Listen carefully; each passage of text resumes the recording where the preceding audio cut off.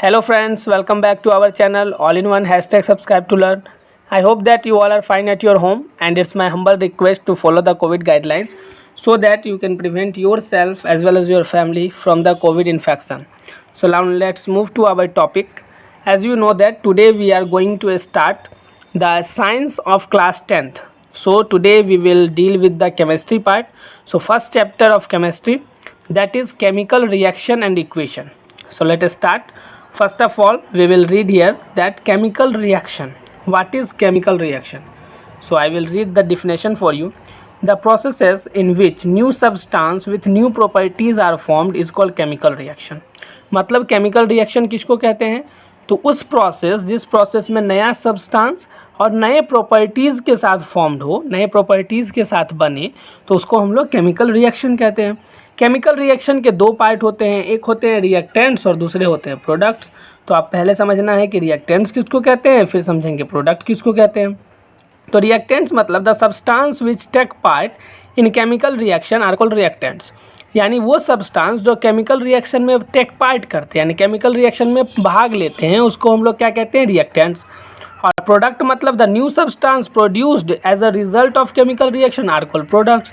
अब new substance जो formed होते हैं, जो प्रोड्यूस्ड होते हैं, जो न्यू सब्सटेंस बनते हैं, ठीक है, उसको हम लोग क्या कहेंगे, तो उसको हम लोग प्रोडक्ट कहेंगे। यानी केमिकल इक्वेशन में जो सब्सटेंस पार्ट लेंगे उसको रिएक्टेंट्स कहेंगे, और जो सब्सटेंस बनेंगे उसको प्रोडक्ट कहेंगे। अब जैसे मैंने एक केमिकल रिएक्शन का एक एग्जाम्पल दिया है। एग्जाम्पल क्या है, तो magnesium plus oxygen is equal to magnesium oxide. मतलब when magnesium react with oxygen then magnesium oxide is form. अब इसमें जो मैग्नीशियम और ऑक्सीजन है ये दोनों हो गया रिएक्टेंट्स। मैं यहाँ पे स्मॉल आर लिख देता हूँ, स्मॉल में छोटा सा आर, ठीक। और यहाँ मैग्नीशियम ऑक्साइड क्या हो गया, तो ये प्रोडक्ट हो गया, क्योंकि ये बन रहा है। कब बना, जब मैग्नीशियम और ऑक्सीजन आपस में रिएक्ट किया। तो यानी आप समझ गया कि केमिकल रिएक्शन में जो लेफ्ट हैंड साइड में होते हैं वो रिएक्टेंट्स होते हैं, और जो राइट हैंड साइड में होते हैं एरो के, वो प्रोडक्ट होते हैं, ठीक। तो केमिकल इक्वेशन, केमिकल रिएक्शन में कोई प्रॉब्लम नहीं, और रिएक्टेंट्स और प्रोडक्ट में भी कोई दिक्कत नहीं। अब आगे बढ़ते हैं। अब क्या है, तो there are a large number of chemical reaction occurring in our daily life. हमारे डेली लाइफ में बहुत सारे केमिकल रिएक्शन हैं जो हमारे डेली लाइफ में रोज़ होते रहते हैं, और उसमें से कुछ एग्जांपल देखते हैं। सबसे पहले सॉरिंग ऑफ मिल्क, यानी मिल्क का खट्टा हो जाना, ठीक।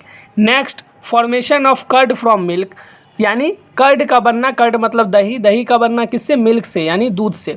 या अब क्या, आप एक बात और समझ लीजिए कि हमने इसको केमिकल रिएक्शन में क्यों रखा है, क्योंकि आप पहले इससे पहले पढ़े होंगे फिर केमिकल चेंज और फिजिकल चेंज। तो फिजिकल चेंज कौन सा होता है, जिसको हम लोग रिवर्स कर सकते हैं, और केमिकल चेंज वो होता है जिसको हम लोग रिवर्स नहीं कर सकते। तो आप देखिए इसमें जितना भी एग्जाम्पल हम ले रहे हैं उसको रिवर्स नहीं कर सकते, यानी जिस रूप में वो बन चुका है उसको फिर से उस रूप में नहीं ला सकते। अब सपोज कीजिए दही से अगर हमको दूध बनाना हो तो पॉसिबल नहीं है, बट दूध से दही बनाना पॉसिबल है। तो इसलिए क्योंकि दूध से दही बन गया तो वो केमिकल चेंज हो गया, ठीक। दूध हो गया क्या, रिएक्टेंट्स, और दही क्या हुआ, तो प्रोडक्ट। अब आते हैं नेक्स्ट क्या है, कुकिंग ऑफ फूड, फूड को कुक करना, digestion of food in our body, process of respiration, fermentation of grapes, rusting of iron, burning of fuels, ripening of fruits and etcetera.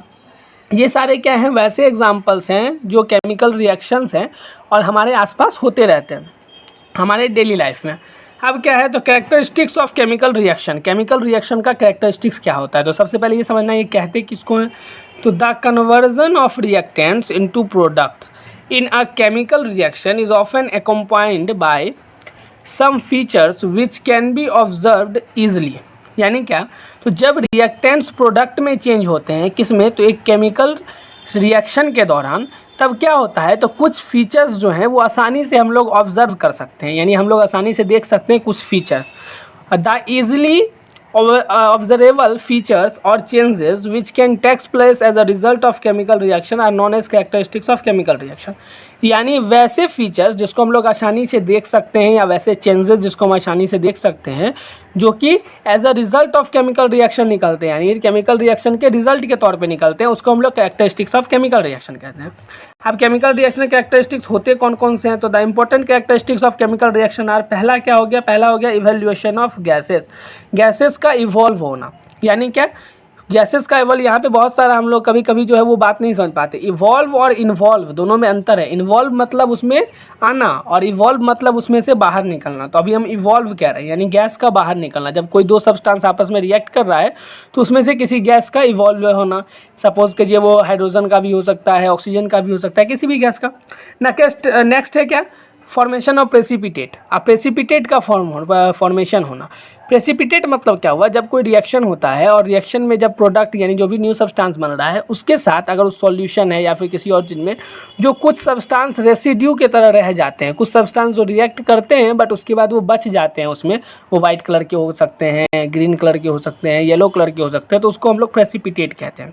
तो ये दो यहाँ पे पढ़े और आगे देखते हैं। नेक्स्ट क्या है, चेंज इन कलर। बहुत सारा आप लोग ये तो इजीली देख सकते हैं। बहुत बार क्या होता है, तो जब भी कोई भी चेंजेस होती हैं, जब भी कोई रिएक्शन केमिकल रिएक्शन होती है तो उसमें चेंज आ जाते हैं, चेंज इन कलर। तो आप इजीली आप फूड में भी देख सकते हैं, फ्रूट्स में भी देख सकते हैं। फ्रूट्स में देखिए जब आम रहता है तो वो कच्चा रहता है तो ग्रीन रहता है और पकने के बाद पीला हो जाता है।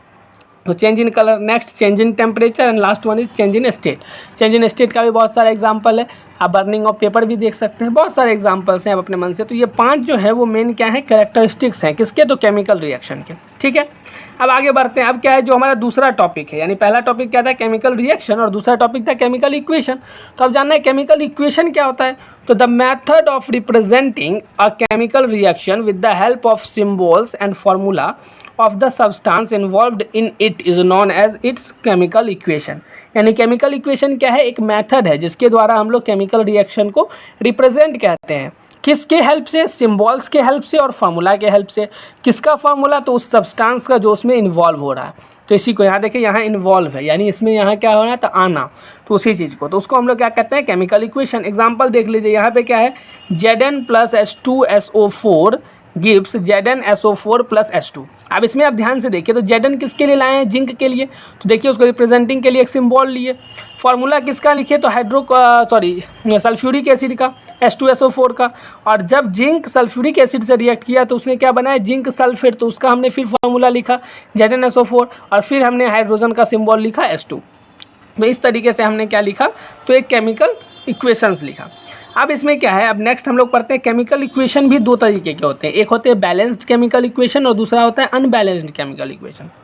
अब यहाँ पे आप ध्यान से देखें बैलेंस्ड केमिकल इक्वेशन क्या होता है।